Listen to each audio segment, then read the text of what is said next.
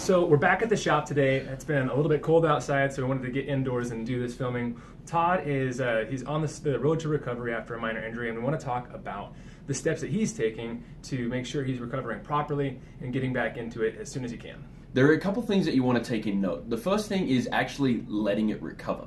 In the first couple days after an injury, you don't want to be stressing it, you don't want to be massaging it, you basically just want to leave it alone for a couple days and allow it to return to a position where you can start the rebuilding process. I think backing up a little bit from between the couple of races, and we had some hillier runs in there, those different types of stimuli in your training, in your racing, does put a different strain on your body, and it takes a little bit longer for that to heal. I probably should have known better. We got too cocky, we got too confident in our day-to-day training and ignored a lot of the supplementary stuff that we should have been doing all along. And it's really important to not ignore your body when those signs and signals that your body is starting to get a little bit more stressed do come about.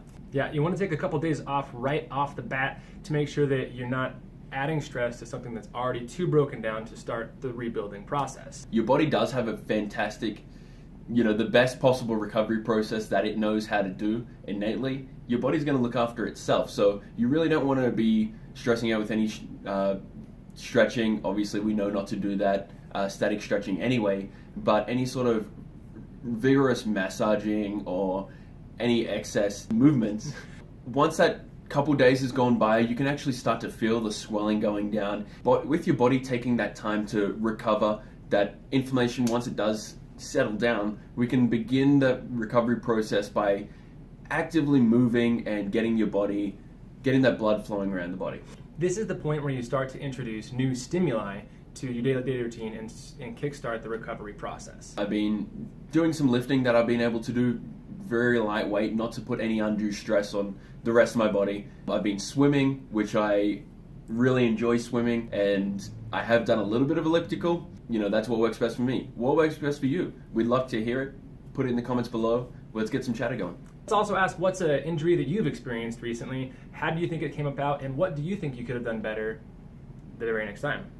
So we've gone through letting your body heal. We've gone through starting to do some cross-training, introducing new activities, foam rolling, etc. And let's go into how you start to introduce more of a full session. Right, so when you're getting back into your running, you do want to take it very slowly. Now, initially, it might be just walking for 15 minutes. It might be walking 1 minute, jogging for 1 minute. Very slowly progress just to make sure you're not putting any undue stress on the body and re-damaging that injured area. But actually starting to create some of this impact and some of this stimuli that is more similar to running is really important, because that's how your body recruits Human growth hormones to kickstart the recovery process. Exactly, and people think that human growth hormone is just a drug that elite athletes take. However, it is a naturally formed substance that your body uses, that actually produces it in your sleep after stressful activities to repair those muscles. And if you've seen Todd's glutes, you know that runners can take it too. Yes, I do pride myself on my buns. Quick recap, take a couple days completely off, don't add any stimuli to the injured area. Start to introduce new stimuli, massaging, foam rolling, light stretches if you need to at certain times of the day that aren't going to overwork that area, and then start introducing more impactful stimuli so that your body can recruit the muscle fibers necessary to recover. And guys, we make a lot of the same mistakes you are. Because we've made these mistakes so many times, we know not to. We don't seem to put that into practice, but we know not to. We're human. Forgive us. Unless you're an elite individual focusing 8 hours a day onto your training, it's going to be really difficult to fit that into your schedule. Sometimes all you have time for is to get up in the morning, go for a run, and jump in the shower before heading out to work or getting your kids ready. Obviously, life does get in the way. But do your best. Try to get these the things that I mentioned in yesterday's video and we've mentioned in previous videos, will also in future videos, into your routine, even if it's just for a couple minutes every day. Take time to get some of this supplementary stuff taken care of to keep your body healthy. So keep an eye out for our future videos. The next one we're coming out with you is training cycles. How best to work up a training program that works for you, from beginners up to those who are the sub-elite. Be sure to follow us on Facebook, Instagram, other social medias, because that's what we're going to be posting different content that you can't get here. Like, subscribe, comment. Send us pictures of like your shoulder.